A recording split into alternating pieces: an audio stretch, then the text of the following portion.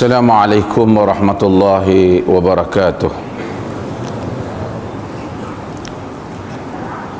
Alhamdulillah,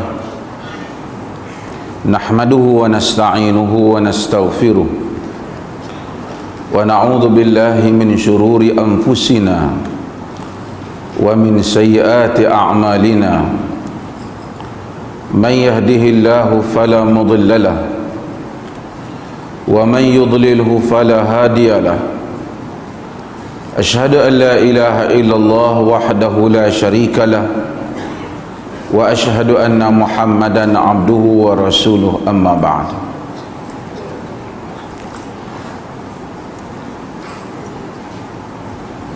Hadirin dan hadirat yang dirahmati Allah,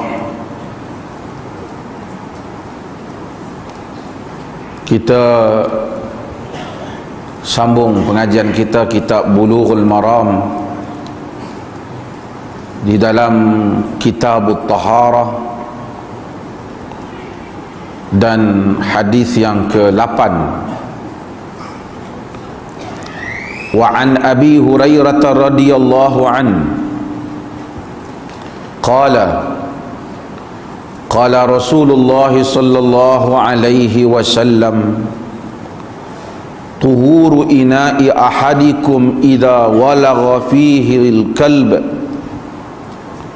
Tuhuru ina'i ahadikum idha walagha fihi al-kalb an yaghsilahu sab'a marrat ulahunna bit-turab. Akhrajahu Muslim. Wa fi lafdhin lahu falyuriq. Wa fi lafdhin lahu falyuriqhu. Wa li Tirmidzi ukhrahunna aw ulahunna.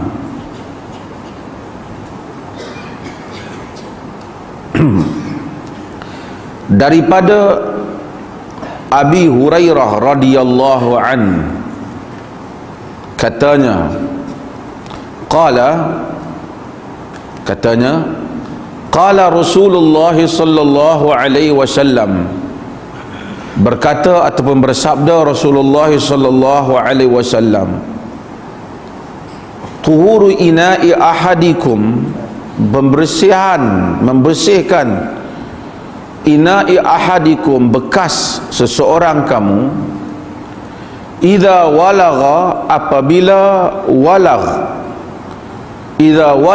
fihi, apabila walagh padanya. Walagh jilat, yakni dia minum dengan menggunakan hujung lidah ataupun dia memasukkan lidah. Wulugh, idza walagha fihil kal, apabila jilat padanya anjing. Apabila anjing jilat padanya, an yaghsilahu, hendaklah dia membasuhnya, tuan punya bekas tadi itu, sab'a marrat, sebanyak tujuh kali. Ulahunna, yang awalnya biturab, dengan turab, dengan tanah. Akhrajahu Muslim, telah meriwayatkan hadis ini Muslim. Akhrajahu Muslim, telah meriwayatkan hadis ini Muslim, yakni al-Imam Muslim bin Hajjaj dalam sahihnya, Sahih Muslim. Bukan al-Muslim, dia Muslim. Jangan kata akhrajahul Muslim. Akhrajahu Muslim. Wa fi lafdhin lahu, pada satu lafaz baginya, yakni dalam riwayat hadis Imam Muslim, dia akan datang satu dua riwayat, kadang-kadang 3-4 riwayat. Dalam salah satu lafaz itu dia sebut ada perkataan tambahan, fal yuriqhu, hendaklah dia curahkan air itu. Maksudnya bersihkan bekas seseorang kamu apabila anjing jilat padanya, hendaklah dia buang air itu dan dia basuh sebanyak 7 kali, dan yang awalnya dengan turab. Walid Tirmizi, di dalam riwayat Al-Imam Tirmizi, maksud Imam Tirmizi ada riwayat hadis ini juga, tapi ada sikit lain, ada perkataan dua, ada sama ada lain. Ada dalam riwayat Tirmizi dia sebut ukhrahunna bitturab, maksudnya yang paling akhir dengan tanah. Sedangkan Muslim riwayatnya mana? Yang paling, yang awal. Tirmizi ada riwayat yang paling akhir pula dah. Au ulahunna, ataupun yang paling awalnya dengan tanah. Bila ada dua lafaz macam ni, ada dua lafaz yang seperti ini, yang tadi ni sa awal sa akhir, ada beberapa kemungkinan. Kemungkinan yang pertama ialah Nabi sebut dua-dua. Pernah sekali dia sebut masa awal, pernah sekali dia sebut masa akhir. Maksud Nabi bagi pilihan lah, dia bagi takhir, dia bagi option. Benda ni optional, boleh buat masa awal, boleh letak masa akhir. Kemungkinan yang kedua, rawi syak, perawi yang riwayat hadis ni dia yang terkeliru. Orang kata awal, dia kata dia tak tipu, tapi kadang-kadang dia keliru. Kita tak tahu kenapa Al-Imam Ibn Hajar Al-Asqalani selit sikit yang Tirmizi ni. Seakan-akan, wallahu ta'ala alam, dia lebih tahulah, macam dia nak habaq kat kita dua-dua okey, nak depan pun boleh, hak awal pun boleh, yang belakang pun boleh. Tetapi di dalam riwayat Bukhari dan Muslim yang mana datang melalui jalur rawi-rawi yang lebih kuat, tidak ada ukhrahunna, tidak ada yang belakang sekali, tak ada. Semua kata yang awal.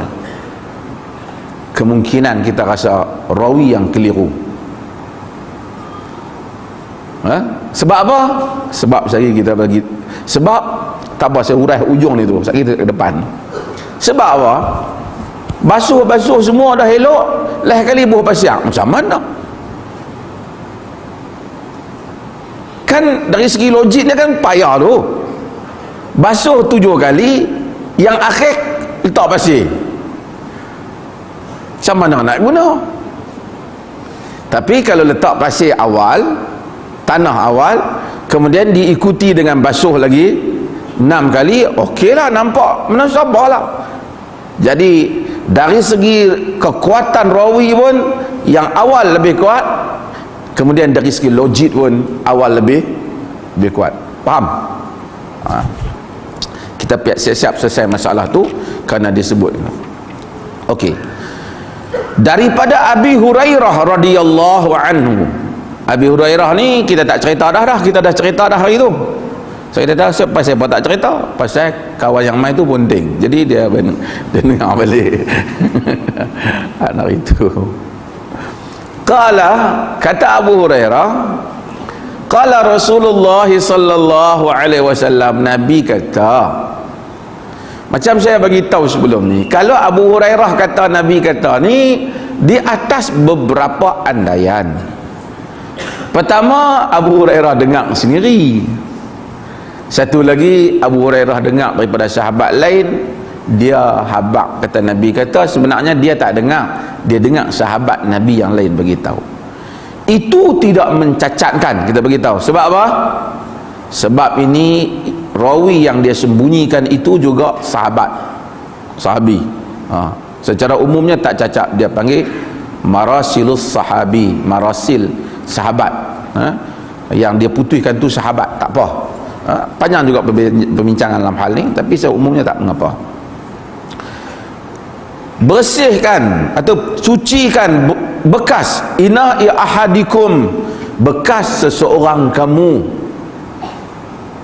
Jadi kalau seorang kamu nak bersih bekas kita, bila kena anjing jilat, cara bersih ni hak macam tadi. Cuma nak tanya, kalau bekas orang,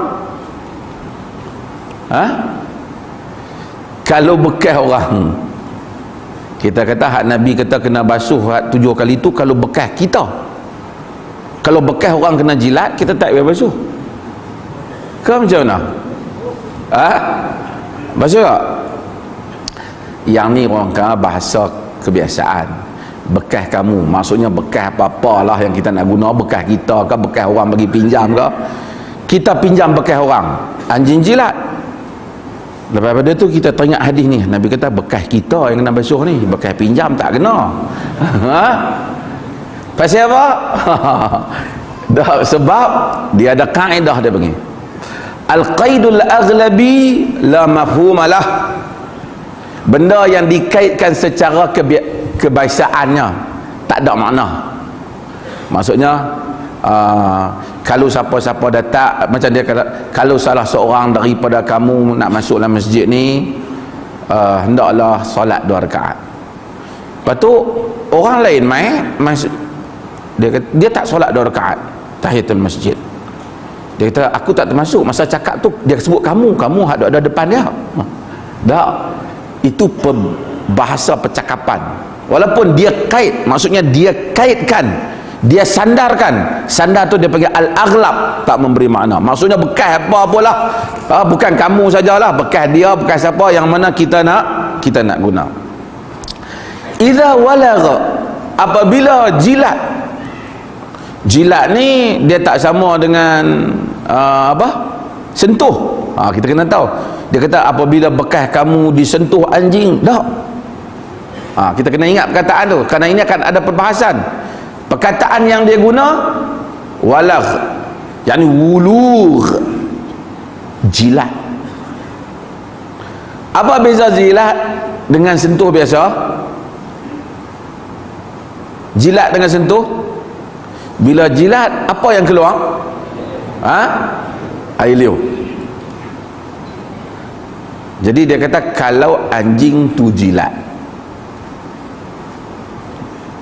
macam mana para ulama bahas tak bahas lagi, tapi saya nak stick dulu dengan perkataan asal yang digunakan di dalam hadis apabila dia jilat. Apabila dia jilat, basuh berapa kali? Okey, 7 kali, yang awalnya dengan tanah. Okey, kita bahaskan hadis ni. Dalam hadis ni Nabi SAW sebut apabila anjing jilat. Para ulama bahas tentang masalah ini panjang dan terbahagi kepada beberapa mazhab, yang antaranya di kalangan para ulama ambil mazhab umum, beberapa mazhab nak sebut. Di kalangan para ulama kata anjing ni tak najis, air liur dia pun tak najis, bulu dia pun tak najis, yakni badan dia pun tak najis, air liur pun tak najis. Mazhab apa ni? Mazhab Malik, mazhab Imam Malik. Alasan dia dia kata anjing duk zaman Nabi pi balik duk ada, sehingga ada hadis anjing melintah, yaqta'u salatu ahadukum mururul kalb wal mar'atu wal himar, potong sembahyang kamu lalunya anjing, al kalbul aswad, anjing hitam, dan wanita dan kaldai. Aisyah dengar hadis ni dia marah, bi sama syabahtumuna bil kalbi wal himar. Aisyah dia pejuang wanita. Siapa riwayat ni kata? Dia tak dengar Nabi kata. Dia tak dengar Nabi, dia dengar sahabat lain habaq. Kamu samakan kami orang perempuan dengan anjing dengan himar, dengan kaldai, bukan Nabi samakan. Dia bukan marahkan Nabi. Aisyah komplain ni setelah Nabi tak ada. Siapa yang habaq hari ni? Dia tak pernah dengar. Masa bila pula Nabi samakan? Dia kata, kamu samakan wanita dengan anjing dengan apa? Dengan anjing hitam dengan kaldai. Laqad ra'aituni muttaji'atan, aku telah duduk baring melintang di hadapan Nabi sallallahu alaihi wasallam wa huwa fi shalah, dia di dalam sembahyang. Nabi tak batal pun sembahyang Nabi. Falamma arada an yasjuda ghamaza rijlayya faqabattuhuma, bila Nabi nak sujud, Nabi ramas kakiku, aku tarik dua kakiku. Ulama khilaf pasal Aisyah bangkat. Batal ni batal apa? Di kalangan para ulama, ada ulama yang tengok hadis ni sahih pada riwayat. Bukan seorang dua sahabat yang riwayat. Mereka kata yang Nabi maksudkan batal ni terpotong. Nabi tak kata batal. Terpotong ni terpotong khusyuk. Sebab apa? Himar al-kalbul aswad, anjing hitam. Sahabat tanya, ma balul kalbul aswad minal kalbil ahmar wal asfar, pasal apa anjing hitam dibandingkan anjing kuning, anjing merah? Al kalbul aswad syaitan, kalbul aswad syaitan. Nanti ada bab kita akan bahas hadis ni. Tapi yang pentingnya ialah bila Aisyah bantah, dia bukan Nabi kata batal, terpotong tu terpotong apa? Terpotong khusyuk. Orang lelaki, tiba-tiba orang lelaki lalu dia tak apa, kalau orang perempuan lalu ganggu khusyuk dia. Betul tak? Kalau segak lah kan. Ada video buat tunjuk duduk tengah semayang, orang lalu kawan tu suara tangan, dia pun shake hand. Adapun Aisyah radhiyallahu anha, dia melintang di hadapan Nabi SAW, tak ganggu Nabi sebab dia isteri Nabi, dan tak ganggu khusyuk dia isteri, dia tengok tiap hari. Itu alasan jumhur. Kita ingat tak mazhab zahiri yang kita sebut, mazhab yang pegang secara literal? Dia kata hadis tu sahih, lalu batal, terpotong, batal, terpotong tu masuk batal. Dia perempuan lalu batal sembahyang. Lepas tu orang tanya dia, macam mana dengan hadis Aisyah ni? Melintang tak batal, melintas batal. Ini mazhab zahiri, dia terkenal dengan dia literal. Saya dah sebutkan, dia selalu tafsirkan sebiji, dia tak lihat behind benda tu. Dan fiqh demikian. Okey, tak apa, bukan kita nak urai dia tu, tapi nak urai cerita tentang anjing. Oleh kerana hadis tu menunjukkan bahawasanya anjing ni duk lalu lalang dalam masjid Nabi. Kalau anjing ni najis, nescaya tidak akan Nabi tak akan benarkan masuk. Kemudian ada bab anjing buruan, memburu anjing. Dan Allah Subhanahu wa taala sebut yas'alunaka madza uhilla lahum, mereka tanya engkau apa yang dihalalkan kepada mereka. Qul uhilla lahumut thayyibat, dihalalkan kepada mereka benda-benda yang baik-baik. Wa ma 'allamtum minal jawarihi mukallibina tu'allimunahun mimma 'allamakumullah.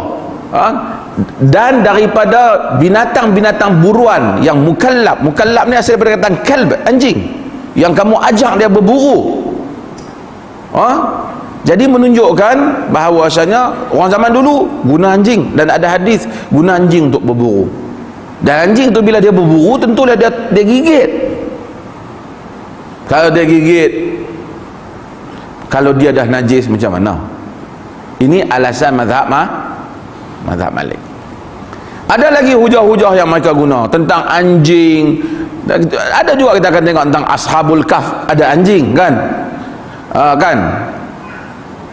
yang kan mereka masuk dalam gua kan, wa kalbuhum basitun zira'in, kan mereka kan.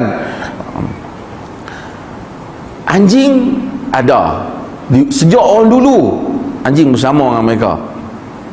Dengan itu dari sisi mazhab Malik, anjing ini tidak najis. Bahkan kaulah mazhab Malik, anjing ni kalau makan dia makruh. Ada kaul dalam mazhab Malik. Oh, tapi jangan pergi buat sate kat bawah pula. Dengar mengaji pergi habis tu. Bangkit lagi habis lah. Dulu masa mengaji mesti kat negeri Arab, kalau ada orang mazhab Maliki, asyik lah duk kena main-main pasal benda ni. Tapi sebenarnya adalah pendapat yang dhaif, kerana ada hadis larangan Nabi makan binatang yang bertaring dan seumpamanya. Sebab itu kalau kita ni jenis fanatik mazhab, kalau lah orang mazhab Malik tu kita ikut mazhab satu ni je jangan keluar, susah lah. Tak ada tarjih langsung, tak ada mengambil kira pandangan yang lain langsung, yang kadang-kadang menyebabkan pandangan itu tidak munasabah untuk dilakukan. Okey, mazhab yang kedua, sebut cara umum, cara ringkas ni. Mazhab yang kedua ialah mazhab yang menyatakan bahawasanya anjing ini adalah najis. Air liur dia pun najis. Kenapa? Hadis ni tadi, bulu dia pun najis, badan dia semua najis. Kalau kena anjing basah kalau, mestilah kita kena basuh. Basuh tu berapa? 7 kali. Salah satunya dengan air tanah. Faham? Ni mazhab apa ni? Mazhab apa ni? Tak tahu. Tuan-tuan mazhab Malik ke? Ni mazhab apa ni? Mazhab Syafi'i, rahimahullah. Mazhab Syafi'i kata najis. Antara alasan mazhab Syafi'i hadis ni lah. Kalau tak najis, pasal apa yang nak kena basuh? Mungkin kita tertanya-tanya, habis itu mazhab Malik dia pun tak jumpa ke hadis ni? Dia pun jumpa. Dia pun kata basuh yang diarahkan dalam hadis ni bukan kerana masalah najis, tapi kerana masalah ta'abbudi, masalah ibadah yang kita tak boleh faham. Sebab apa? Kalau kerana najis, basuh 3 kali bersih dah. Terpaksa dia kata 7. Artinya benda ni dia ada maksud yang lain. Kalau nak kira najis, 2 kali 3 kali hilang najis, sudahlah. Hilang warna, rasa dan pasal apa 7? Artinya benda ni ada maksud lain. Mazhab ni jawab, dia kata tak apalah, had 7 tu memang unsur ibadat, dia minta 7. Tapi kita tak boleh berselisih pendapat. Bila kata kena basuh, tentu dia najis. Tak usah kira lah 7 ke apa. Tak apalah, tang basuh tu tanda najis, tang 7 tu ibadat. Boleh? Tuan-tuan nak suka mazhab Malik kan, mazhab macam ni? Habis tu macam mana pula binatang yang, haiwan yang pergi gigit tu, bila memburu kita lepaskan anjing gigit tu, bismillah, anjing ditangkap, dia tangkap kancil tu, dia gigit. Mazhab Malik kata kalau najis macam mana kita nak makan? Dia gigit. Dalam mazhab ni dia terpaksa fikir, kerana hadis ni dia kata, sebahagian kata kena buang sikit, kena basuh bahagian tu. Sebahagian di kalangan mazhab ni juga, mazhab yang kata najis juga susah juga fikir, basuh pula nak kena bubuh pasir pula, kotong habis daging lah. Dia kata hak buruan basuh saja, dikecualikan, dia kecualikan sendiri. Jadi ini pengujahan. Sebab tu tuan-tuan, kerana dia kata yang ni tak termasuk. Jadi bila najis, pegang anjing tak boleh, basah kalau kena.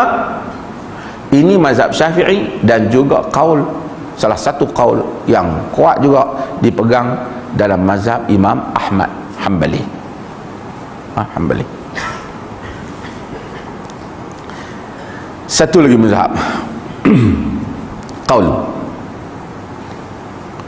satu lagi kata anjing ni yang najis dia tu yang jilat tu kan. Pasal hadis ni sebut jilat. adapun sentuh badan dia, bulu badan dia basah ke kering ke, tidak najis. Kalau kata Ibnu Taimiyah, wa hadha asahul aqwal, ini adalah pendapat yang paling kuat. Kerana kata Ibnu Taimiyah, nak nentukan najis tak najis kena nas. Oleh kerana nas tak sebut badan anjing, nas sebut jilatan dia, kenapa kita nak pergi kembang sampai badan dia? Maka kalau sentuh, pegang dia, selagi tak kena jilatan dia, tidak termasuk. Cuma cara kebetulan saya dipahamkan ada beberapa kajian moden menunjukkan bahawasanya anjing ni yang kena basuh dengan air tanah tu memang yang jilat dia tu. Yang jilat dia, tak apa, saya akan sebut hal-hal ni. Khilaf. Tetapi sebab ramai di kalangan para ulama, saya nak sebut, mereka cenderung kata kalau anjing ni sentuh basah, basuh 7 kali, salah satunya dengan tanah. Kalau tuan-tuan tengok ada orang pergi ni apa, gomel-gomel anjing, tapi dia tak basuh, dia mungkin pakai qaul hak tadi. Pasal apa? Bolehkah qaul ni? Sebab dari segi dalil hak ni sajalah. Semua orang duk tafsir dalil ni. Semua orang duk tafsir. Kita mengaji fiqh ni, kita akan tahu apa? Oh, luahnya Islam ni. Semua orang nak patuh arahan Nabi sallallahu alaihi wasallam. Tak ada orang tak mau patuh arahan Nabi sallallahu alaihi wasallam. Hatta imam dalam qaul dalam mazhab Malik yang kata makruh pun dia tak makan, tapi depa sebab dia kata makruh anjing tu kerana nak cari hak haram tu nak kena ada dalil. Nak kena ada dalil. Tapi kita kata kullu najasin haram, dulu kita kata walaysa kullu haram najis. Ingat tak? Semua najis adalah bukan semua haram tu ingat tak? Sutera haram najis ke tak? Emas haram lelaki pakai najis ke tak? Tapi semua yang najis itu haram dia makan. Jadi kita kata mazhab Malik salah lah. Tapi mazhab Malik kata kami tak kata najis. Kami tak kata dia najis. Dia banyaklah dia hujah dia, walaupun kita anggap tak berapa kuat dalam beberapa sudut. Antaranya dia kata tentang hadis wanita yang bagi minum anjing, yang pelacur tu dia cedok air, dia bahkan dia mendapat pujian kalau benda tu perbuatan tu najis, takkan nak disuruh. Dan banyak dia penghujahan di sisi dia. Sebab itu kalau kita pergi ke orang Morocco, kadang-kadang orang Mesir juga yang ada mazhab Malik ni, kita tengok mereka dengan anjing ni tak sensitif. Tak sensitif. Bukan kita kata teruklah depa ni. Kerana ini adalah mazhab Malik bin Anas. Bila kita mengaji banyak, kita tak terkejut. Tak terkejut beruk banyak. Nak bahasa nak katakan, bila tak mengaji banyak, terkejut beruk banyak. Dengar pandangan lain sikit, terkejut beruk kan. Oh, sesat dah kan. Nanti dulu dengar macam mana para ulama cuba memahami dalil-dalil. Semua mereka tak mau lawan Nabi. Nabi tak ada. Kalau Nabi ada, senang kita pergi tanya Nabi. Tapi oleh kerana Nabi tak ada, hadis dia ada, kita duk faham hadis dia. Hak cara kita faham tu pun bukan kita nak buat faham sendiri. Depa ni bahas dah. Depa bahas di kalangan mereka. Semua hak bahas ni jago-jago belaka. Bukan kata Mamat man joitik duk kat kampung ni. Tak. Ini semua adalah jago-jago ilmuwan yang mereka bahas, yang kita melihat faedah, dan di hadapan kita ada hak untuk kita memberitahu ini dhaif, ini kuat berdasarkan pertimbangan di sisi kita, kerana setiap kita akan menjawab di hadapan Allah di atas apa yang kita pilih daripada qaul-qaul ini. Hadirin yang dirahmati Allah. Okey. Dengan itu ada berapa qaul dalam hal ni. Kemudian nak basuh. Basuh berapa kali? 7 kali. Kita kata yang 7 kali itu salah satunya daripada tanah. Dalam riwayat Muslim wasaminuhu, dan yang ke-8 basuh dengan tanah. Ada orang kata dalam mazhab Malik, dia kata hak ni pun dia kata basuh yang kata tak kuat. Disebabkan Abu Hurairah dalam riwayat Darqutni, dia pernah basuh riwayat dia pernah basuh 3 kali. Tapi ini tak kuat. Pertama, riwayat tak kuat, sanad tak kuat. Kedua, amalan rawi Abu Hurairah tidak menjadi hujah kepada hadis Nabi SAW. Kaedah rawi yang dia buat bukan hujah, hadis Nabi hujah. Rawi dia buat, mungkin dia tersilap, mungkin dia terlupa. Kita tak kata dia nak nyanggahi Nabi, kan? Tapi hadis Nabi adalah hujah dalam masalah ni. Basuh 7 kali. Macam mana nak buat basuh ni? Nabi kata basuh dengan apa? Tanah. Tanah ni tanah apa? Tanah lah. Tak payahlah duk buat kata kena pergi ambil tanah selut, korek 7 kaki ke dalam.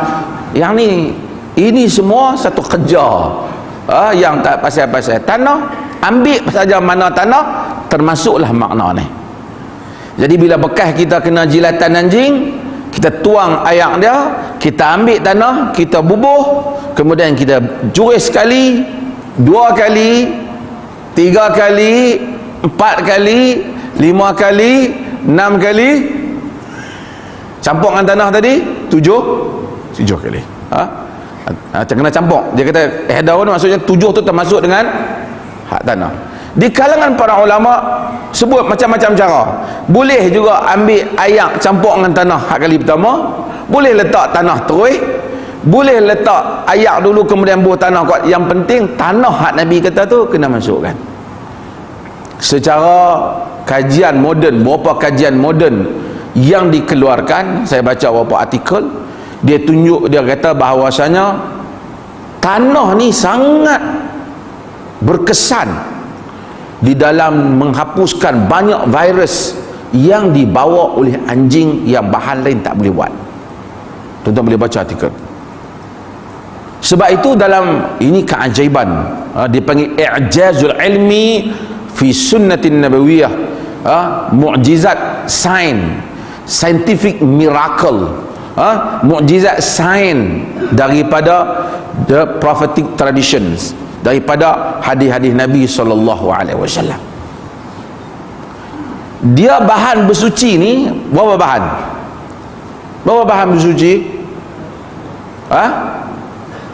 2 lah. Satunya apa? Air, satu lagi tanah. Sebab itu kita ambil wuduk, kalau tak ada wuduk kita tayamum dengan tanah.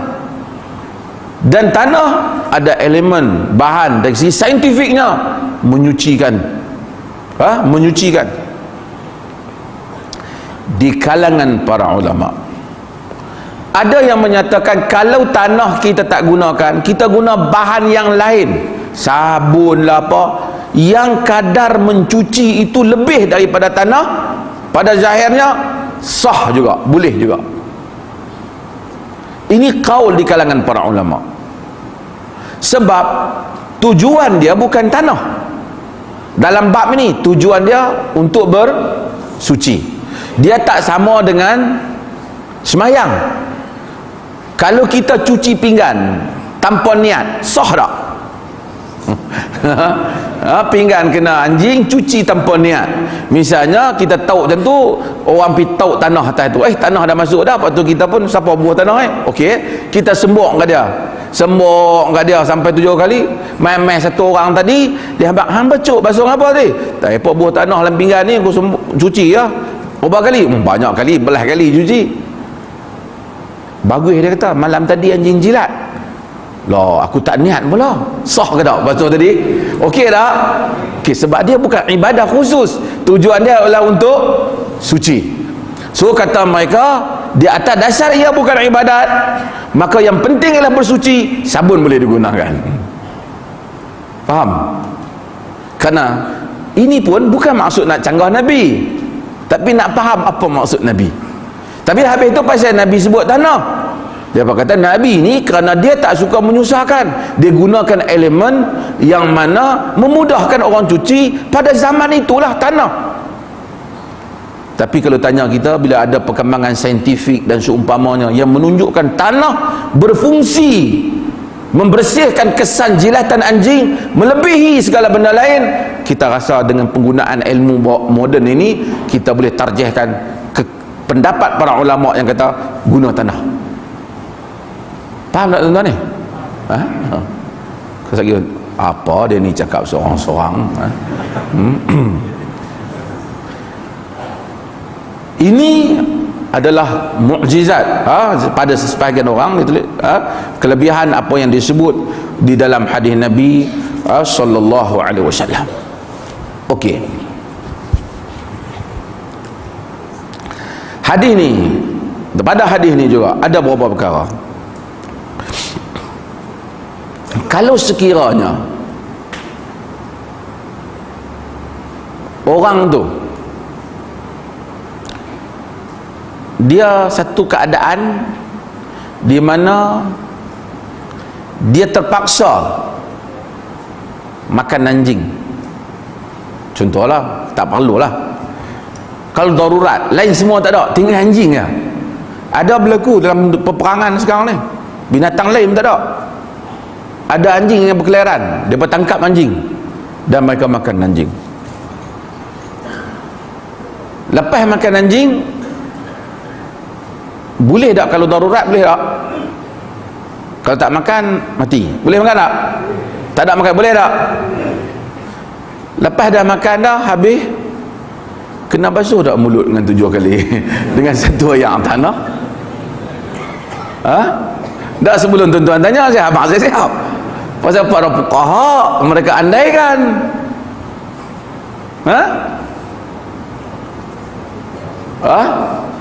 Kalau lepas-lepas dah makan,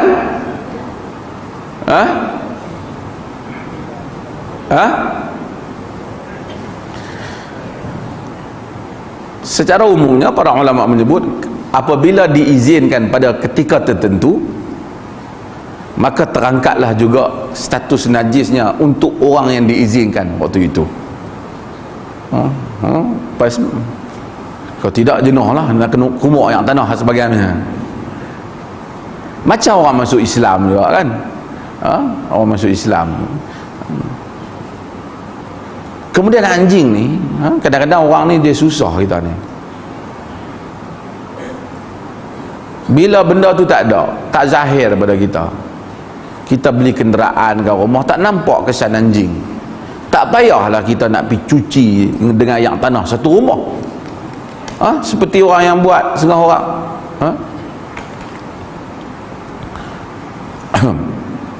Okey, di dalam mazhab Syafi'i dia perendangkan masalah ni.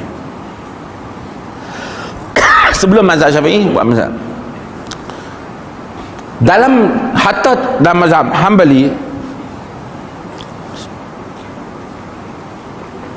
dia kata kalau sekiranya air liur anjing kena basuh 7 kali, kalau anjing basah sama dengan air liur tadi. Kalau najis anjing, air kencing anjing kena 7 kali satu air tanah ke basuh macam biasa saja? Dua pendapat dalam masalah ni sekurang-kurangnya. Yang pertama, kalau air liur pun kena basuh 7 kali, kencing lagi teruk 7 kali dengan satu air tanah. Satu mazhab lagi kata, dia kata jilat-jilat, yang lain cuci sehingga hilang kesan najis, macam kita cuci najis tak kucing, tak binatang lain, najis-najis binatang lain, sama macam tu. Kerana tidak ada dalil yang sebut. Tapi mazhab Syafi'i dia pijoh lagi pada tu.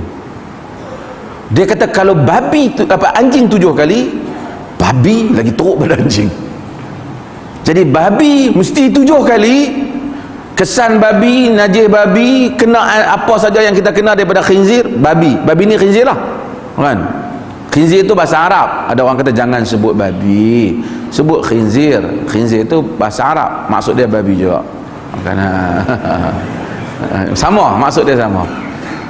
Cumanya kalau nak orang kata kalau bahasa Arab lebih santun tu kita apalah, tak apa. Sebab itu yang dia tak sebut jangan membabi buta, jangan mengkhinzir buta. Sebab mazhab Syafi'i dia luaskan, bukan dia luas, dia kiaskan kepada khinzir. Lalu dia kata berdasarkan hadis ni, kalau anjing kena, dia anjing kena, kita kata mazhab Syafi'i dia anjing tu bukan jilat saja kena, semua hak badan dia kira hak jilat tu dia kata hak Nabi sebut menunjukkan basah ya. Artinya kalau sentuh anjing basah kena, tapi kalau kering kena tak? Kalau kering tak kena. Al-jaful bijaf dia panggil tahurun bila khilaf. Kering dengan kering bersih, tak ada masalah. Tapi kalau basah saja kena. Dia kembangkan kepada khinzir, dia kata khinzir kena. Dan pendapat mazhab Syafi'i wallahu taala alam, para ulama kebanyakannya tidak bersetuju. Nabi bukan tak tahu khinzir disebut pun di dalam Quran, tapi Nabi tak pernah sebut khinzir. Nabi hanya sebut anjing. Habis kalau kena khinzir basuh macam mana keadaan biasa sehingga hilang kesan, iaitu bau, warna dan rasa. Jadi kalau kita pergi di hotel di mana kemungkinan mereka tengok mereka ada makan bacon dan macam-macam lagi tu, kita tengok bekas ni, kalau kita tengok bersih, tidak ada bau, warna dan rasa, maksudnya dia dicuci bersih, boleh tak kita makan tak bekas tu? Pada majoriti para ulama boleh. Tapi kalau mengikut mazhab Syafi'i, dia kata kenapa? Tak padan, kena lalui dengan satu ayak tanah, dan lagi bahagian 6 lagi hendaklah dengan air biasa. Maksudnya 7 ni cucian yang diwajibkan lah. Tapi kalau 7 tak sebab tu dia sebut jilatan. Kalau kita basuh kesan anjing 7 tak hilang kesan, kena buang kesan tu, kena pasti kesan hilang sampai hilang lah. Nabi sebut ni jilatan ni biasanya tak ada kesan, kita tak nampak. Okey. Sebab itu wallahu taala alam, pendapat yang rajih dalam masalah ni ialah bahawasanya bekas daripada khinzir babi tidak diwajibkan 7 kali air dengan air tanah, hanya kepada anjing. Inilah pendapat majoriti para ulama. Al-Imam Nawawi rahimahullah, dia mazhab Syafi'i, dia pun kata yang sahihnya, yang kuatnya pendapat, sebenarnya khinzir tak kena. Sebab tak ada dalil hadis ni. Dalil hadis ni hanyalah menyebut tentang anjing. InsyaAllah bang dulu, sekali kita sambung tentang masalah belah anjing pula.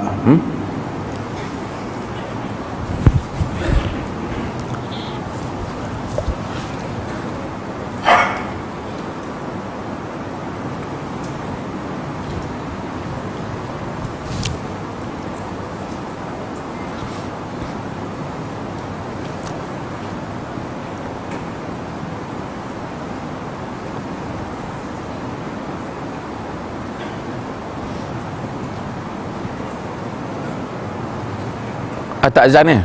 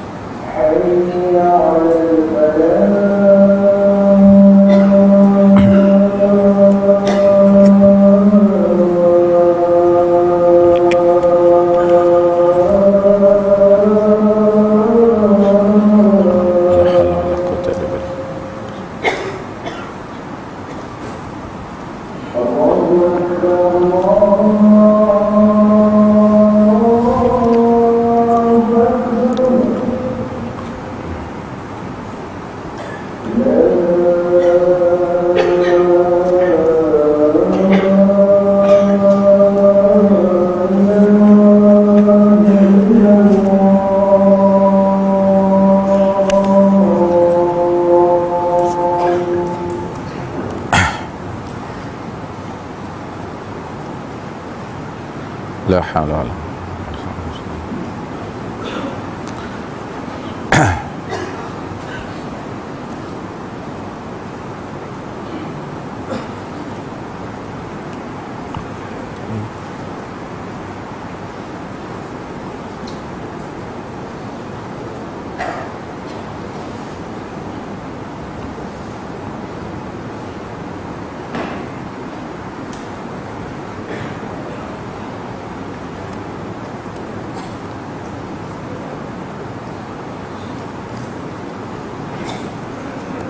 Ada.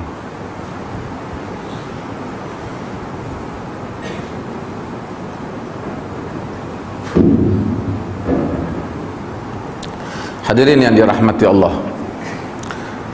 So kita nampak ada beberapa pandangan tadi, dan saya ingin merumuskan bahawasanya secara umumnya hadis ini menunjukkan anjing adalah binatang yang najis. Ia kurang membantu pandangan dalam mazhab Malik. Ia tidak membantu sangat pandangan dalam mazhab Malik. Sebab itu jika anjing jilat bekas kita, dia jilat tangan kita, dia jilat baju kita, maka hendaklah kita membasuhnya sebanyak 7 kali, salah satunya dengan tanah. Adapun anggota lain daripada jilatan dia yang membabitkan air liur anjing, maka ini adalah khilaf. Wallahu ta'ala alam. Di sisi para ulama sebahagiannya mentarjihkan ini tidak termasuk di dalam najis melainkan jilatan. Sebahagian menyatakan badan anjing yang basah itu adalah najis, seperti pendapat dalam mazhab Syafi'i. Tapi zahirnya Nabi memang sebut jilat, sebut jilat. Dan beberapa kajian menunjukkan anjing ni bila dia jilat, dia mengeluarkan virus tertentu. Sebab itu bila dia tangkap haiwan tu, dia tak mengeluarkan virus tu kalau dia tangkap untuk tuan dia. Kalau dia tangkap untuk diri dia, dia keluarkan. Sebab itu maka ada perbezaan. Kerana dia masa dia tangkap tu, dia tak jilat, dia gigit. Ini ada perbezaan lagi lah pandangan di kalangan para ulama dalam hal yang seperti ini. Cumanya untuk menyatakan anjing langsung tak najis seperti andaian mazhab Malik itu, nampaknya walaupun mereka ada hujah tapi tidaklah begitu kuat. Mazhab Malik ni di mana ni? Mazhab Malik di Morocco sekarang. Asal mazhab Malik di Madinah lah. Madinah. Kemudian Madinah sekarang mazhab apa? Hanbali. Hanbali. Tapi kebanyakan orang, mereka semua ulama-ulama pada zaman ini, kebanyakan mereka tidak taksub kepada mazhab ni. Maka mengambil beberapa pandangan pegangan sebagai umum, namun mereka mentarjihkan banyak pandangan. Sekarang mazhab Malik banyak di mana? Di Morocco, di Algeria, di negara-negara Afrika. Ni mazhab Malik, yang asalnya Imam Malik ni duduk di Madinah. Demikian dunia itu berkembang. Yang dulu kita cerita, perkembangan kepada perkembangan pemikiran ilmuwan juga. Ada satu bab orang mungkin tanya, pasal apa Islam ni dengan anjing ni tak berapa? Ramai orang tanya saya, artis ni hak dia duk tengok di barat ni kan, dia selalu tanya pasal apa benda ni. Dan kalau kita pergi ke barat ataupun negeri orang bukan Islam lah, tak nanti barat mana, yang bela anjing memanglah naik kereta depa tu bau anjing tu. Dia bau tambah anjing-anjing yang besar tu. Dan mereka kadang-kadang bila dah tua-tua, anak pun tak ada apa pun, sembang anjing je lah kan. Betul, kerana anjing je lah yang kadang-kadang. Dan anjing ni terkenal sebagai binatang yang setia. Binatang yang setia. Adakah Islam ni suruh burung jumpa anjing tak pasal-pasal anjing tu berehat pun katok kepala anjing? Setengah orang kita ada kan. Kita dalam Quran ada anjing disebut tentang Ashabul Kahfi tadi kita sebut kan. Allah Ta'ala sebut tentang mereka bersama dengan Ashabul Kahfi. Wa rabi'uhum kalbuhum, yang keempat mereka itu adalah anjing mereka. Jadi anjing. Dan sebut wa kalbuhum basitun zira'ihi bil wasit, dan anjing mereka yang duduk menghadap di pintu gua itu, yang mengikut. Ini anjing disebut, kan? Artinya Islam bukan suruh jumpa anjing dia bunuh. Sebab tu ulama menyebut tentang hadis yang Nabi suruh bunuh anjing seketika itu, kerana ketika itu kemungkinan ada penyakit anjing gila yang akan mengancam manusia. Dan kita pun mengambil langkah yang sama bila penyakit yang seperti itu merebak. Penyakit seperti itu merebak. Di sana ada hadis Nabi SAW. Nabi sebut, man ittakhadha kalban illa kalbul masyiyah aw sayd aw zar'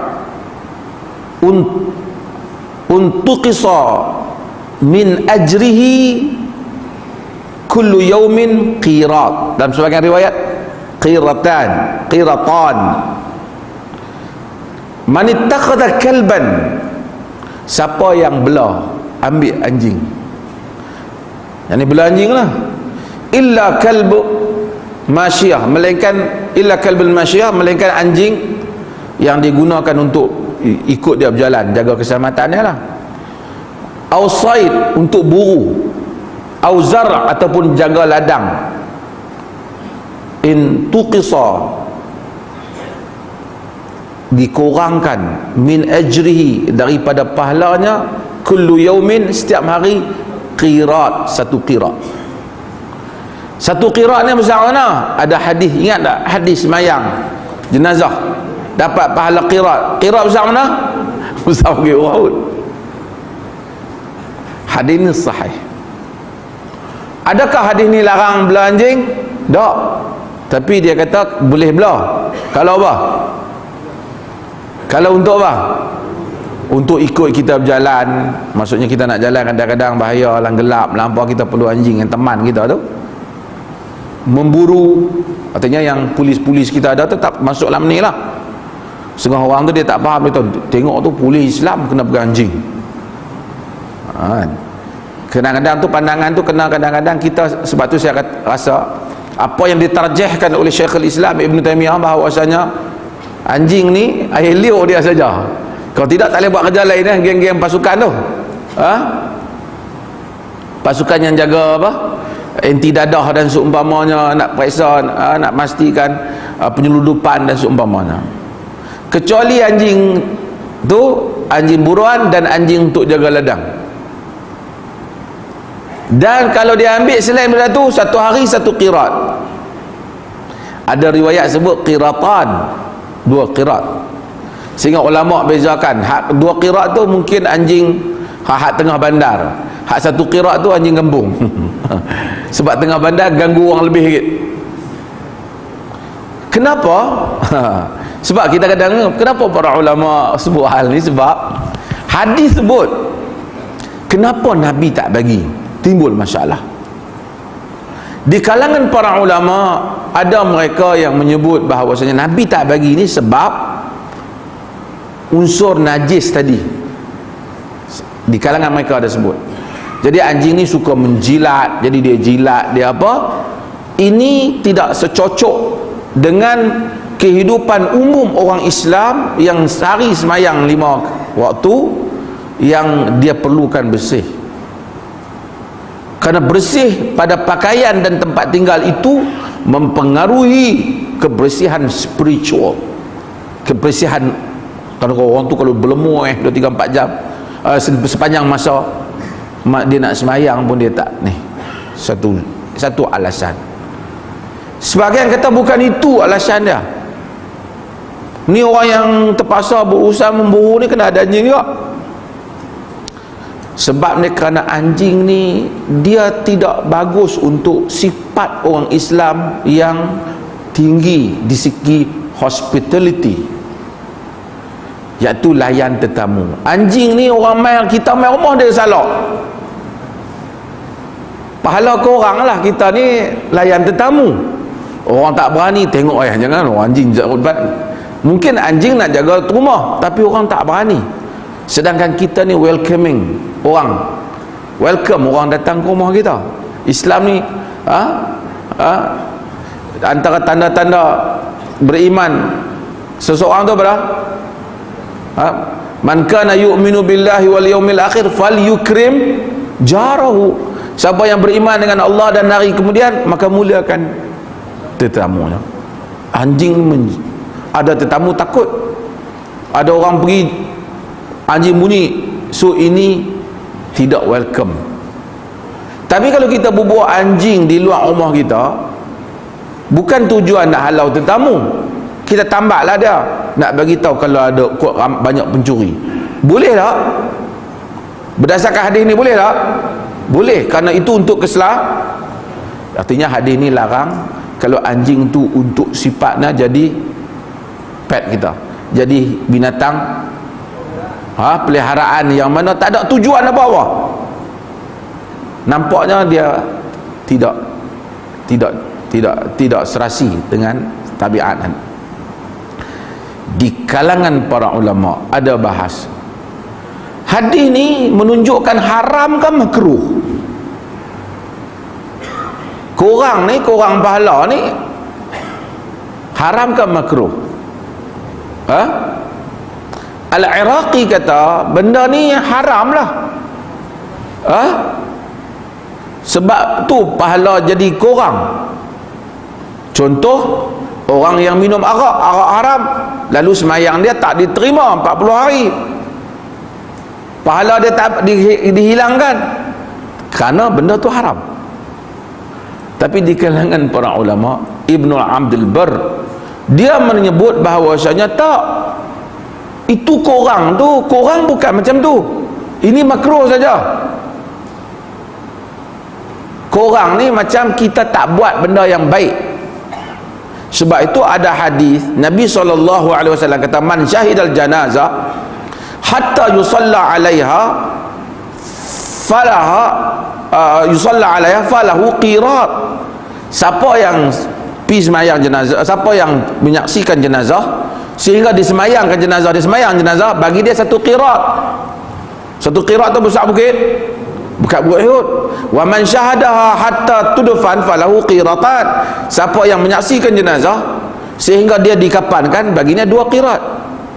Kata Ibnu Umar bila dia dengar hadis ni, laqad dayya'na qararid kathirah, kita telah menghilangkan qirat-qirat yang banyak. Sebelum ni dia tak pi. Jadi adakah orang yang tak pi tu haram? Tak haram, kurang apa? Kurang pahala. Itu alasan Ibn Hibban dan seumpamanya, Ibnu Abdul Bar dan seumpamanya. Pasal apa dilarang? Antara alasan lagi, dalam hadis Nabi SAW kata, la tadkhulu al malaikatu baitan fihi kal wa suratut tamathil. Malaikat tak masuk di dalam rumah yang ada anjing dan ada patung. Jadi malaikat tak masuk. Sebab malaikat tak masuk, timbul persoalan, malaikat apa yang tak masuk? Para ulama kan mereka bahas. Ada yang kata malaikat Jibril yang tak masuk tu. Pasal hadis ni, sebab tu Jibril tak datang bagi wahyu pada Nabi kerana kes ni. Ibn Hajar tolak. Siapa yang kata Jibril? Antaranya Ibn Hibban, dia kata Jibril.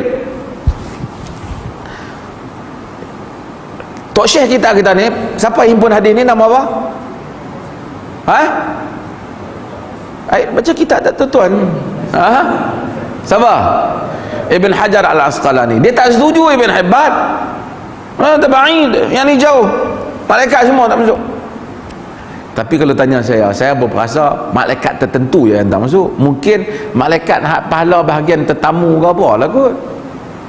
Kalau malaikat langsung tak masuk, artinya orang yang rumah dia ada anjing tak mati, malaikat maut tak masuk. Saya lah sebut kan malaikat maut masuk. Artinya yang tak masuk ni pada rahmat yang tertentu lah. Apapun secara umumnya, hadis-hadis ni menunjukkan orang Islam bukan anti anjing. Boleh juga kita ada anjing peliharaan untuk tujuan-tujuan yang tertentu. ada tujuan.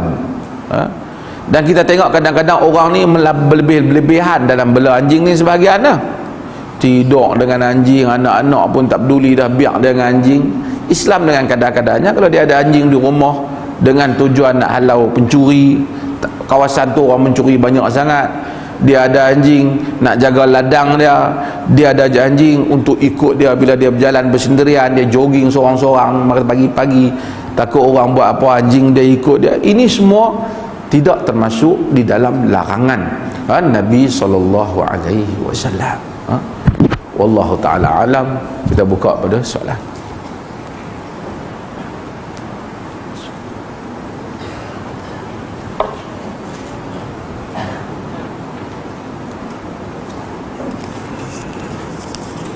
Masalah.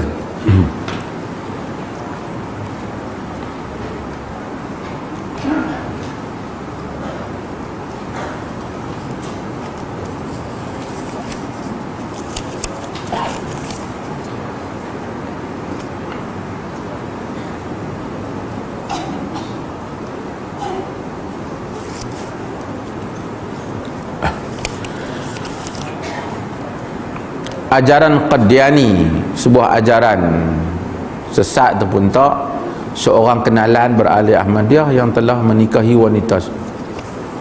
Sesat ataupun tak ini kita tentukan kepada apa yang seseorang itu i'tiqad dengan ajaran tu.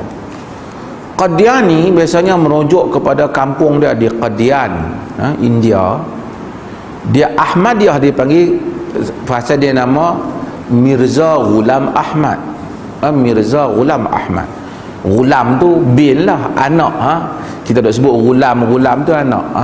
Mirza anak Ahmad, budak Ahmad, budak Ahmad. Dia asaskan ajaran Qadiani. Banyak, tapi Qadiani ni ada kepercayaan yang macam-macam. Antaranya mereka percaya bahawasanya Mirza tu sendiri seorang nabi. Seorang nabi. Yang ni serius lah, yang ni out lah kalau dia percaya. Dan perkataan khatimul anbiya, yang dikatakan nabi tu khatimul anbiya, khatim tu penutup, wa khatimin nabiyyin, Quran kata dia adalah penyudah kepada para nabi. Khatim yang ni, tapi oleh kerana Arab ni dia bahasa cincin ni dia panggil khatim juga. Jadi dia kata Nabi Muhammad tu cincin para nabi, dia nabi yang terakhir. Dia ni kadang-kadang dia tak makan daun ketum tapi dia pening. Jadi kalau dia percaya ada nabi lain selepas Nabi Muhammad SAW, kharaja anil millah, keluar daripada. Kalau nabi lain sebelum lain, nabi lain selepas Nabi Muhammad SAW, keluar daripada agama. Hukum wanita solat di masjid, dan dia berkata wanita digalakkan solat dalam masjid, di masjid seperti mana lelaki digalakkan solat di masjid, pada sisi pendapat yang disebut oleh Al-Imam Ibn Hazm Al-Andalusi, dan kuat pengujahan dia. Nabi SAW nak hadis, Nabi kata la tamna'u ima Allah min masajidillah, min masajidillah. Kamu jangan larang hamba-hamba perempuan Allah, yakni orang perempuan, daripada hadir ke masjid Allah. Suami tak boleh larang isteri main masjid. Tak boleh larang isteri main masjid. Jadi sebahagian orang kata hadis afdala salatuha fi baitiha, semayang dia yang paling afdal di rumah dia. Hadis ni nak kena tengok konteks. Konteks dia macam, sebab apa? Sebab mungkin zaman itu kadang-kala dalam fitnah dan seumpamanya, gelap malam dan seumpamanya. Tapi semayang di masjid berjamaah merangkumi, disuruh semua orang berjamaah. Macam juga hadis yang mana semayang saf yang paling afdal wanita yang di belakang. Sebab apa? Sebab zaman tu lelaki bila dia sujud kadang-kadang kain dia tak apa cukup para sahabat, jadi ternampak singkap aurat mereka. Jadi wanita yang duduk depan tu paling tak khusyuk lah. Jadi dia kata yang paling belakang lebih baik, dalam konteks yang seperti itu. Dan ada, saya tahu jumhur sebahagian ulama memberikan pandangan bahwasanya ada yang literal yang kata wanita ni elok semayang di rumah ya. Ini tak kena pendapat ni pada pandangan saya. Sebab apa? Zaman lah wanita keluar pergi merata, pergi supermarket, pergi apa, tang mai masjid, bila nak mai sembahyang masjid, eloknya di rumah. Tang hak keluar lain, suami dia tak pergi komen. Yang ni salafi telajak kot, ingat.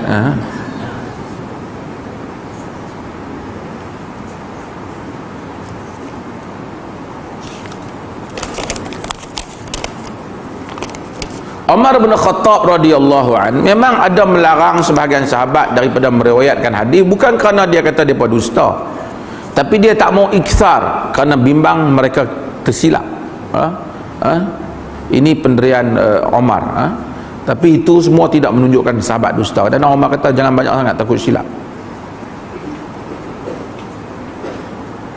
Adakah sah jika sarung kaki jarang hingga boleh menampakkan kaki? Jumhur berpendapat bahawasanya semayang tutup sekali dengan wanita lah. Ini wanita punya soalan lah, tutup dengan kaki. Namun dalam mazhab Hanafi, dia tak syaratkan supaya kaki ditutup. Kaki ni maksud kaki lah. Jadi ini qaul juga Ibn Taymiyah tarjihkan yang tu. Jadi kalau kita akan tengok, kata Ibn Taymiyah yang ni masyaqqah, susah. Kalau sekarang mungkin ada stokin, zaman dulu dia bukan ada stokin. Jadi dia kata susah untuk wanita setiap kali tutup kaki untuk solat. Wallahu ta'ala alam, yang terbaik dia pastikan dia tutup kaki dia. Tapi jika tak ada, dia terbuka kaki dia, di sana ada qaul mazhab yang Hanafi yang membolehkan hal ni. Dan juga qaul Ibn Taymiyah rahimahullah.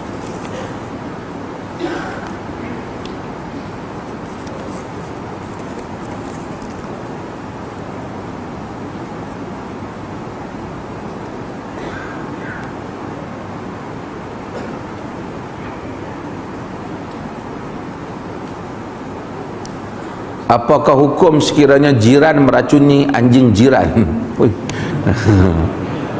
Anjing liar yang berkumpul di rumah jiran kerana halau, kerana apa ni, memusnahkan tanaman.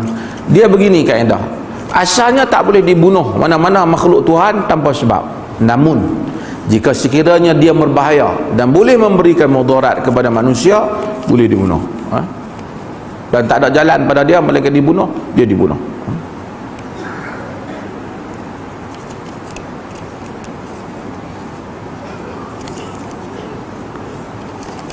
Apa dalil semayang surah rakaat pertama lebih panjang daripada yang kedua? Kerana yang demikian riwayat-riwayat yang disebut di dalam banyak hadis-hadis Nabi, Nabi baca surah ni kemudian diikuti dengan surah ni.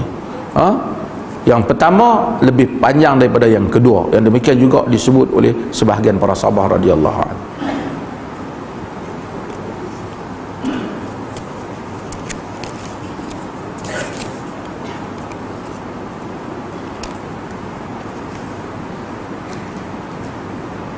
Adakah sudah madai sekiranya air sungai, tasik, laut digunakan untuk menggantikan air tanah dalam mencuci bekas jilatan anjing?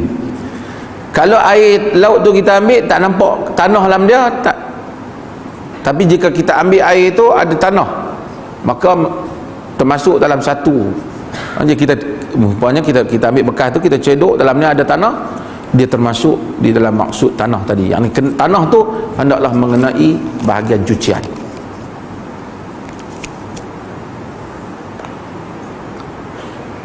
Hadis sahih menyatakan jangan cium anak-anak sedang tidur kerana itu salah satu sebab anak menjadi degil.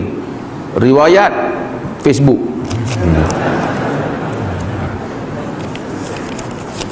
Semua ni merepet.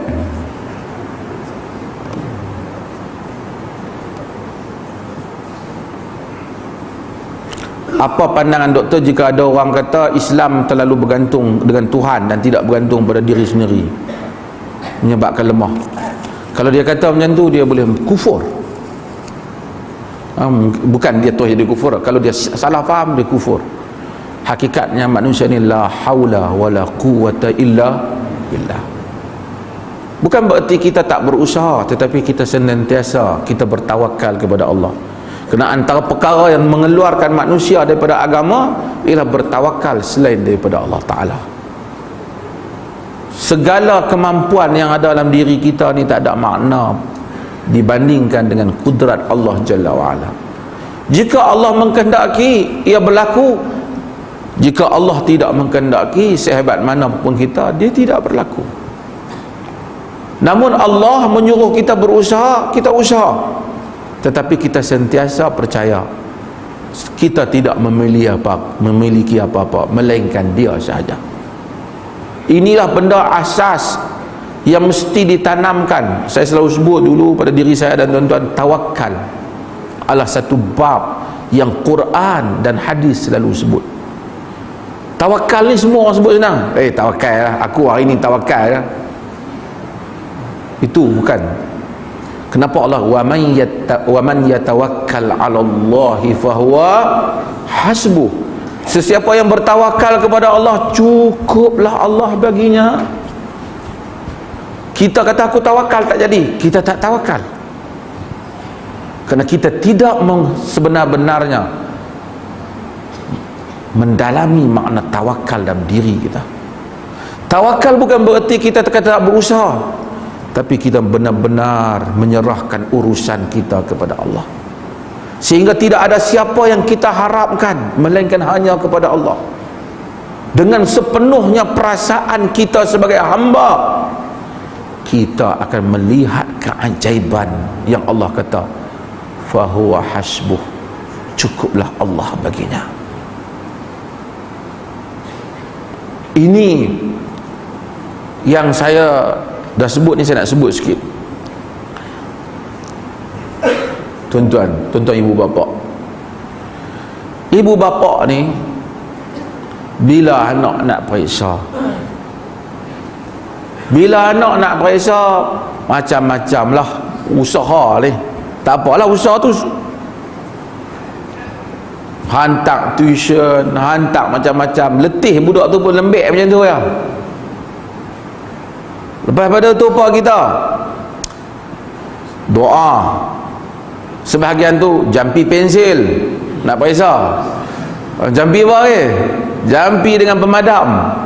Jampi lagi budak tu kat atas. Baca macam-macam. Doa supaya Allah bagi kejayaan kepada anak kita dalam periksa.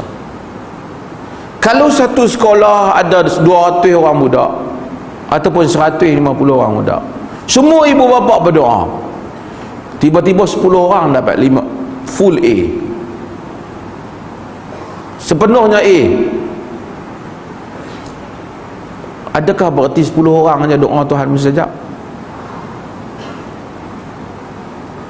Inilah benda yang salah yang kita sebahagian orang ibu bapa bagi pada anak-anak dia.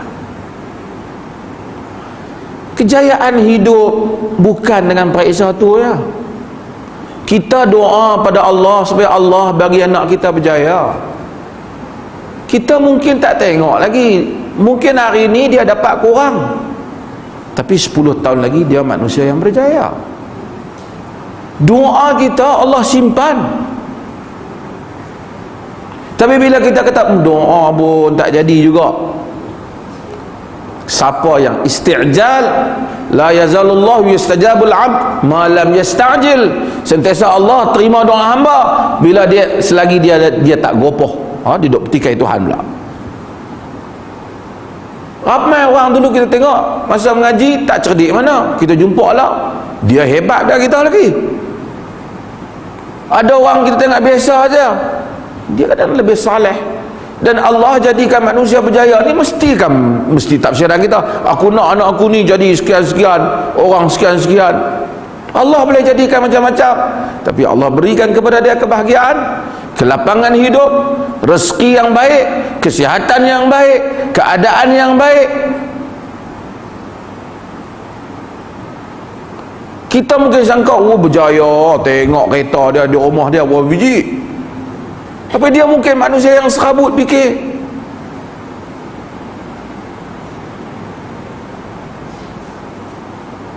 Tuan tengok orang politik, Allah serabut, maki sama sendiri, macam-macam. Sebab itu Allah bila dia bagi kebahagiaan, dia bagi kebahagiaan. Kita tengok anak kita, kita doa supaya dia berjaya. Kita tengok tak berjaya lagi, kita tak kata dia tak berjaya. Kita tak tahu lagi dia nak hidup banyak tahun lagi mungkin. Tapi kemuncak kejayaan manusia ni apa? Apa kemuncak manusia? Masuk syurga. Tu kejayaan. Rabbana atina fid dunya hasanah wa fil akhirati hasanah. Hasanah ni bukan mesti dia berjaya masuk universiti. Ramai orang masuk universiti, keluar daripada universiti jadi tak cerdik pada. Hak mana kita duk tengok kadang-kadang ikut semua benda, sampai benda bodoh pun dia ikut. Tengok mengaji tinggi, orang kampung pun tahu tak betul, dia tak nampak kita tak betul umpamanya. Dan ini sebab tu kita jangan salah sangka dengan Tuhan. Doa macam-macam dah tak jadi dah, dapat B semua. Bukan tak suruh, kena usaha. Kemudian sebahagian orang kita baca buku apa semua tak, nak pam ayak dalam mulut dapat 5A, mana boleh kan. Ibnu Abbas pun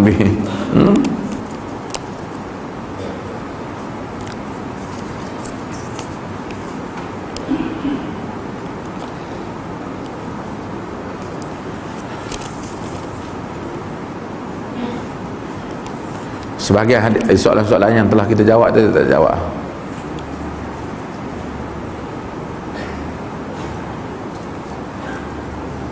Mengapa Osman tidak meminta pertolongan para sahabat lain yang berada di Madinah waktu sebelum dia dibunuh? Osman bin Affan ini ijtihad dia sebelum dia dibunuh. Rumah dia dikepung, Osman bin Affan rumah dia dikepung oleh pemberontak. Mereka ni kononnya nak menuntut keadilan. Sebahagian para sahabat tidak ada, mereka pergi ke Mekah untuk menunaikan haji. Kumpulan yang main nak tunaikan haji daripada Mesir, daripada Yaman dan daripada Basrah, daripada Syam tidak ada. Mereka ni semua mari, orang semua pergi ke Mekah, mereka pergi ke Madinah. Mereka kepung Osman bin Affan radhiyallahu anhu rumah dia. Para sahabat termasuk Al-Hasan bin Ali dan Al-Husain bin Ali datang untuk membela Osman bin Affan. Tapi Osman tak bagi, suruh semua orang balik rumah. Kata Osman, aku tak mau ditumpahkan darah orang Islam disebabkan aku. Lalu dia telah dibunuh. Ijtihad dia kan. Dia memilih macam mana anak Adam. Lain basata yadaka litaqtulani ma ana bi basata yadaya la aqtulak inni akhafullah rabbul alamin. Jika kau jatuhkan tangan kau untuk membunuhku, aku tak akan jatuhkan tanganku untuk membunuhmu. Aku takut pada Allah Tuhan semesta alam.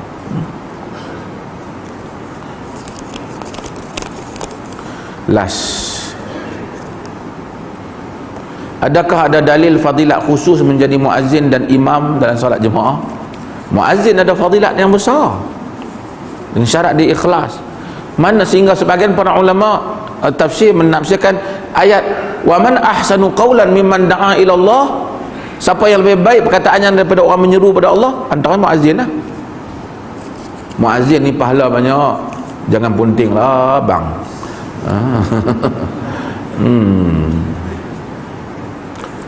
Bukan senang kita, Allah orang Masya Allah kita bang, Allah tak apalah orang bagi gaji kat kita, tapi kerana kita bang tu orang duk main semayang. Setiap orang yang main semayang tu di samping dia dapat pahala dia, Allah bagi pahala kat kita kerana azan kita tu, kalau kita azan dengan ikhlas. Sebab itu ini kelebihan. Bukan semua orang Tuhan bagi pergi duduk tempat tu. Sebab itu orang yang azan ni kan, masjid ni semua masjid lah kena bang lah, kena azan. Kadang-kadang macam-macam orang kita tengkak masalah, imam tak mai, imam tak mai.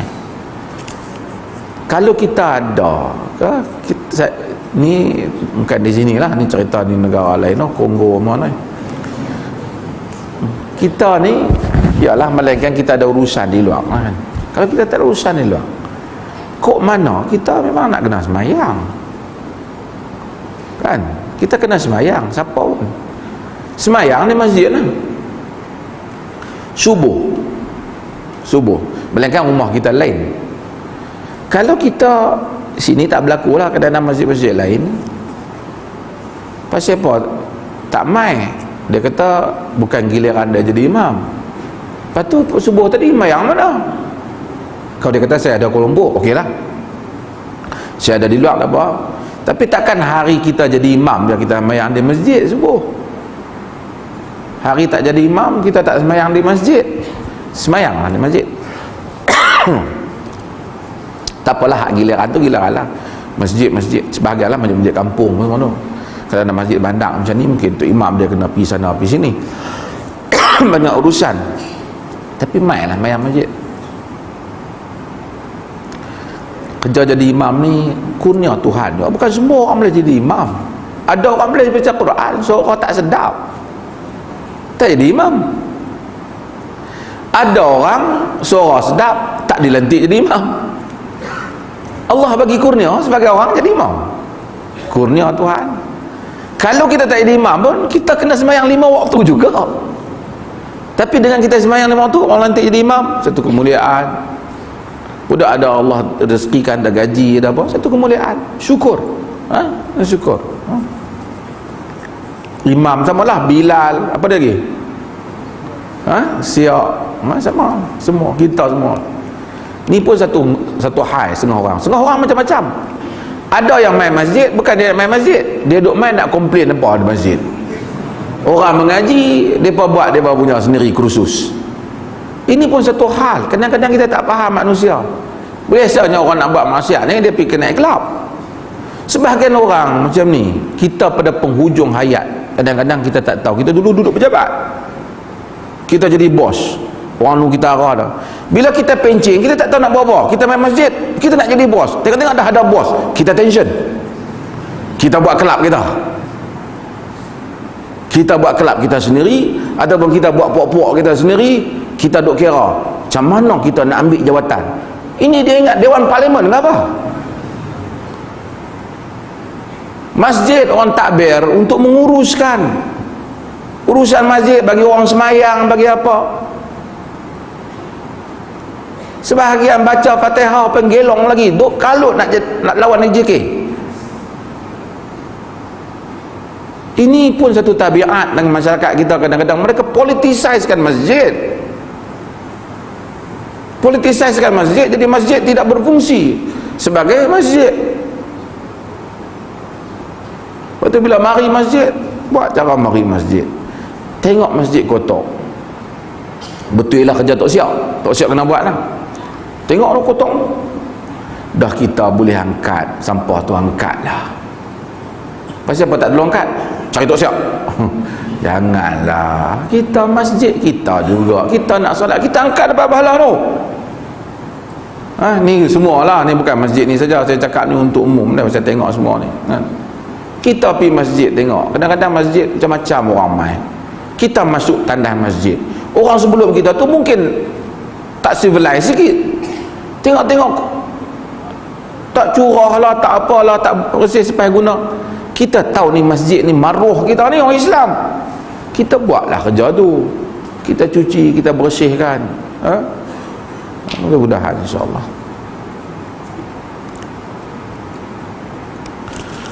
Wallahu ta'ala a'lam. Sallallahu ala nabiyina Muhammad walhamdulillahi rabbil alamin.